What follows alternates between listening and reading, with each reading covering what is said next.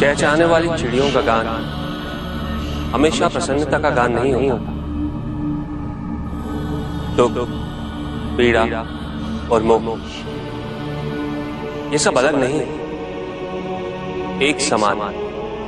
तुम्हारा मोह ही तुम्हारा दुख और तुम्हारे मोह का त्याग तुम्हें पूर्ण रूप से सुखी कर सकता है।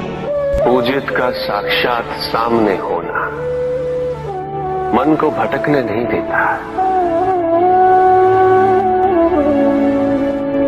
किंतु जो सच्चे भक्त हैं भगवान तो उनके मन में, उनके हृदय में निवास करते हैं। जिनके हृदय में श्रद्धा है उनके लिए पूजा करने हेतु अपने आराध्य का साक्षात सामने होना अनिवार्य नहीं।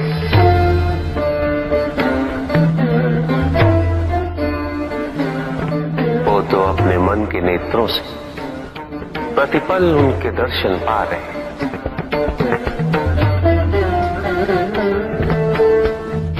उनकी प्रत्येक अनुभूति में भगवान है। सत्य तो शाश्वत है, सत्य ही संसार में संतुष्टि और सुख का माध्यम। जो सत्य से विमुख हो वो सदैव दुखी रहता है। जिसने भ्रम का मार्ग अपना है वो आजीवन ढूंढता रहता है,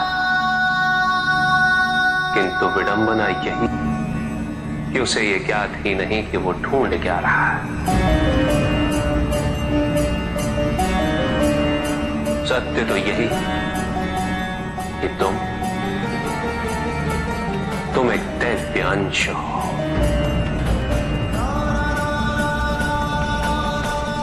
जन्मोपरांत तुम सबने अपने आप को केवल मनुष्य मान लिया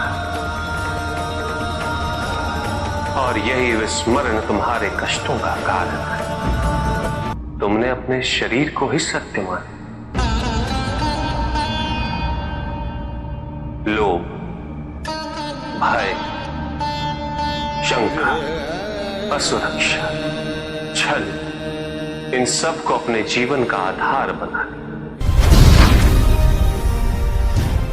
महाशिवरात्रि का व्रत विशेष फलों को प्रदान करने वाला है।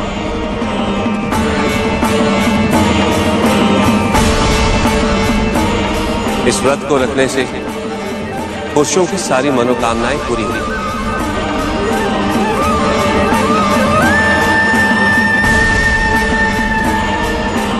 सुहागन स्त्रियों का सुहाग हमेशा बना रहे और तुम्हारी लड़कियों को मनचाहा वर मिलेगा। पुत्र और पुत्री में भेद करना उचित नहीं, किंतु तब भी कुछ व्यक्ति ऐसी मूर्खता कर बैठते क्योंकि वो कन्या की महिमा से अपरिचित है, क्योंकि वो ये समझ ही नहीं पाते कि कन्या का सम्मान करना प्रत्येक व्यक्ति का धर्म है, क्योंकि कन्या जीवनदायिनी है, वो जननी है और जननी तो केवल सत्कार के योग्य होती है, उपेक्षा की नहीं, उसका तिरस्कार नहीं किया जाता। एक कन्या विवाह के पश्चात दो कुलों को जोड़ती है। परिवार की स्थापना है तो एक कन्या की भूमिका पुरुष से कहीं अधिक महत्वपूर्ण होती है। और जब परिवार से परिवार जुड़ते हैं तो समाज की स्थापना होती है।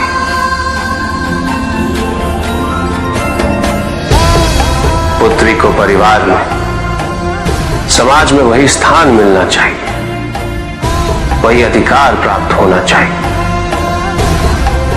जो एक पुत्र को प्राप्त होते हैं। प्रेम क्या है बताइए महादेव, कृपया बताएं कि प्रेम का रहस्य क्या है इसका वास्तविक स्वरूप। क्या है इसका भविष्य? प्रेम क्या है ये तुम पूछ रही हो पार्वती? प्रेम का रहस्य क्या है? प्रेम का स्वरूप क्या है? तुमने ही प्रेम के अनेकों रूप उजागर किए हैं पार्वती। तुमसे ही प्रेम की विभिन्न अनुभूतियां हुई। हमारे प्रश्न में ही तुम्हारा उत्तर नहीं थे। क्या इन विभिन्न अनुभूतियों की अभिव्यक्ति संभव है?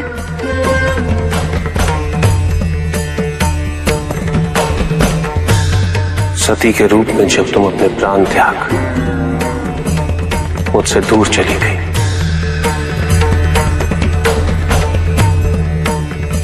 मेरा जीवन, मेरा संसार, मेरा दायित्व सब निरर्थक और निराधार हो गया। मेरे नेत्रों से अश्रुओं की धाराएं बहने लगी। अपने से दूर कर तुमने मुझे मुझसे भी दूर कर दिया पार्वती।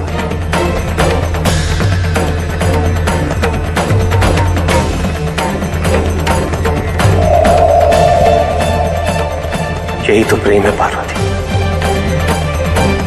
तुम्हारे अभाव में मेरे अधूरेपन की अति से इस सृष्टि का पूर्ण हो जाना, यही प्रेम है।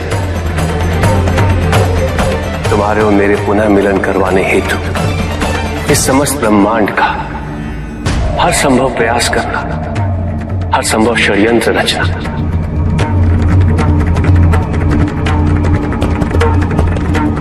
इसका कारण हमारा असीम प्रेम ही तो है।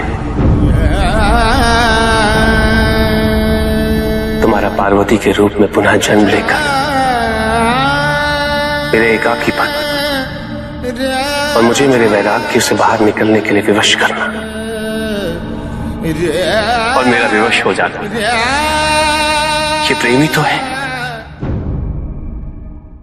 चंद्रमा उसी जल में प्रतिबिंबित होता है जो जल शांत स्थिर। यही तो समस्या होती है मन की। मन कभी भी शांत नहीं हो पाता। जहां शांति नहीं वहां कुछ भी नहीं रुकता। समुद्र की लहरों की भांति विचारों का उपद्रव मन को निरंतर स्थिर रखता। कुछ भी सुनने और समझने के लिए मन का मौन रहना आवश्यक है, किंतु मन मौन रहना नहीं जानता। वो तो निरंतर कुछ ना कुछ कहता रहता। प्रतिपद शब्दों का आक्रमण चलता रहता है मन पर, और यही आक्रमण है जिसके कारण व्यक्ति कभी भी शब्दों के परे नहीं जा पाता। जहां जीवन की सत्यता का बोध उसकी प्रतीक्षा कर रहा होता।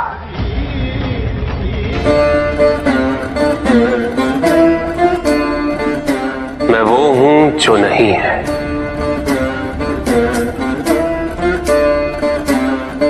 जो नहीं है वो मैं हूं।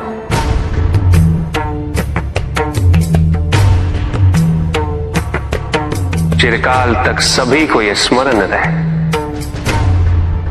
जब आप में श्वास है